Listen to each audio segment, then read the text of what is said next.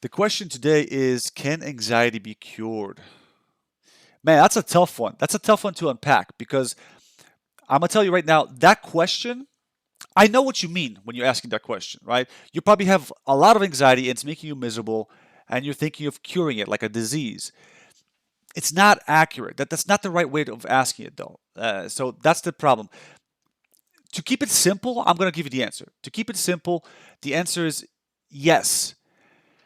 But it's not essentially curing. Like you're not getting rid of anxiety completely. You're reducing it and you're changing your relationship to it. That's what you're essentially doing. Because anxiety is a description of what happens when you are afraid, right?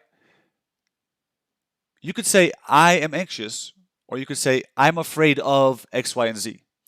It's better to say I am afraid of X, Y, and Z because that's more grounded in reality. It's actually something that you can do something about. You know, if I am afraid of X, Y, and Z, now you can start thinking of, okay, well, how can I change that? If I'm afraid of X, Y, and Z, is it realistic for me to be afraid of X, Y, and Z? That's the first question you can ask yourself. If you have something along the lines of anxiety disorder, then the answer will likely be no, it's not realistic for me to be afraid of X, Y, and Z. But if it is realistic for you to be afraid of X, Y, and Z, then you start thinking, what can I do to address that fear? Like, I'll give you one example. I am afraid of being surrounded by people. I don't like that feeling. That's why I avoid crowds. I don't like crowds. The reason why I don't like that, it has to do with my childhood. I actually didn't realize that it had to do with my childhood until I started making these videos because I started talking out loud and I talked through my childhood and I realized, holy crap, that's exactly why I hate crowds these days. So in my childhood, I had a lot of scuffles. It was, I don't know why, but when I was little, just a lot of fights. Like I mean, like little, like 10 years old, 10 years old or younger. Kids fought like a lot, and there was a lot of kids would jump each other. It was like that Lord of the Flies kind of a thing. You know, it was madness. That's how it was in Poland where I was growing up. And I developed just this discomfort. So I always want to monitor where everybody is.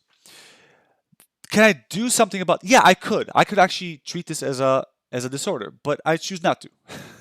Instead, I'm going to use this as an example of anxiety that is realistic. I mean, is it realistic I could get jumped at any moment? Kind of, yeah.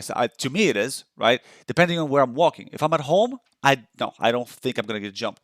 But if I'm walking in the streets, there's a possibility that I could get jumped, right? So what do I do? If I have to be in crowds and I'm wanting to decrease that anxiety, I'll put my back against the wall. Now I don't have to worry about what's behind me. Now I have a much easier time monitoring what's happening, and I feel more at peace. I feel calmer. We could debate whether that's a disorder, whether that's PTSD or not. It's not PTSD, uh, but it is a symptom of PTSD. But it's not PTSD, not for me at least. It's just like a leftover that I've always had, and at this point, I'm so accustomed to it that I just don't care. But I'm using that as an example of of anxieties that you decide that you know what these are realistic anxieties. But if the anxiety turns out to be unrealistic. Like you say to yourself, okay, right? So again, I'm gonna walk you through the steps one more time. First, you say, I am anxious. Ah, I'm anxious. Then you say, okay, no, let me reframe that. Let me rephrase that. I am afraid of X, Y, and Z. Now then you ask yourself, is it reasonable for me to be afraid of X, Y, and Z, or is this an irrational fear? If you decide that it's an irrational fear, now you have to do stuff to brainwash yourself, or I like to call it brain jitsu. You got to do some brain jitsu now.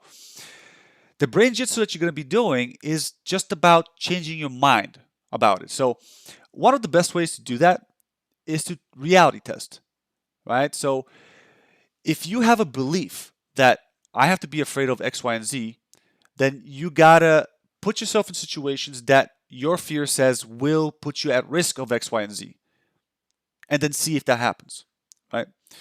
So, you know, I I have to do a disclaimer here.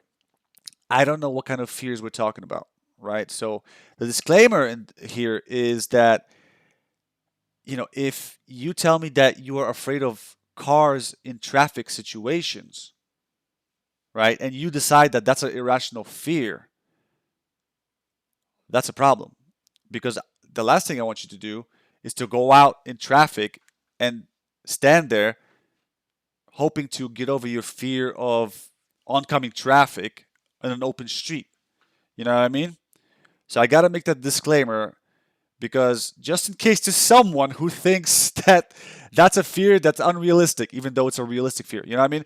So just to cover my butt legally, do this under the care of a therapist or at least somebody who has common sense. Okay. I assume you have common sense. 99.9% of all of you that are watching this video have common sense, but there might be that 0.1%. And that's why I have to make this disclaimer, okay? This reality testing requires some common sense, some basic common sense.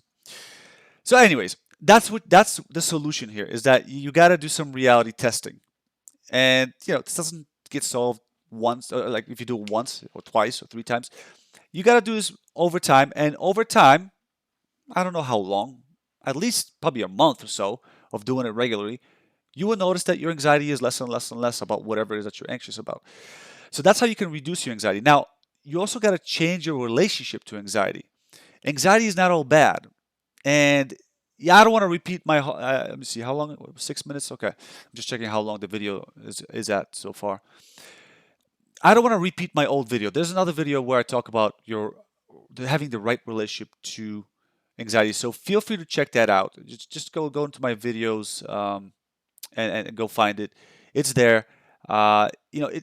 Having the right relationship. A lot of us don't have the right relationship to anxiety, and that just causes us more anxiety. It's like our expectations are that we can get rid of all of this anxiety, and we learn to react to anxiety with more anxiety. It's like, oh no, I'm anxious again. Oh, now I'm anxious because I'm anxious. You got to have the right relationship to anxiety. So check out that other video. I think you'll find it helpful. If there's anything I missed, something that you need me to cover more, or if I left something unclear, leave it in the comment sections. I would love to get back to this and expand more. But this topic, can anxiety be cured? It's a very packed topic. There's a lot that I have to unpack here, and so there's a very good chance that I missed something, right? So if you notice there was something I missed, just let me know. Share this video. Please share this video. Leave your comments. Hit the like button. Subscribe. Remember, I want to eventually grow my subscribers to such a size where I can justify telling another therapist that, hey, come on this show because we're gonna be doing this like treatment planning talk show, right? Where you guys just get to ask your questions to therapists. Like, let's say you have your anxiety and you want to know how to deal with a specific anxiety. Imagine you had a talk show where you could turn your questions to not just one therapist but two therapists. But the only way I could get well, first of all, the only way that I'm gonna do it is if somebody's gonna show up. And while this channel is small, I'm not really gonna show up because nobody's gonna be there. But to get you the benefit of having more than one therapist, like two therapists, three therapists, I need to be able to tell the therapist that, hey, there's going to be an audience, which means that these might be people who one day maybe they'll want to be your clients. So that I have to incentivize them. In order to incentivize them, I got to have an audience. So help me build that audience. Share this. This video might help somebody, for all you know. And by sharing it, you're helping me eventually be able to help you again in a bigger way. By being able to bring more therapists, more opinions, and basically those treatment plans for you. I think it'll be awesome. So, that's that. I will see you in the next video. Bye.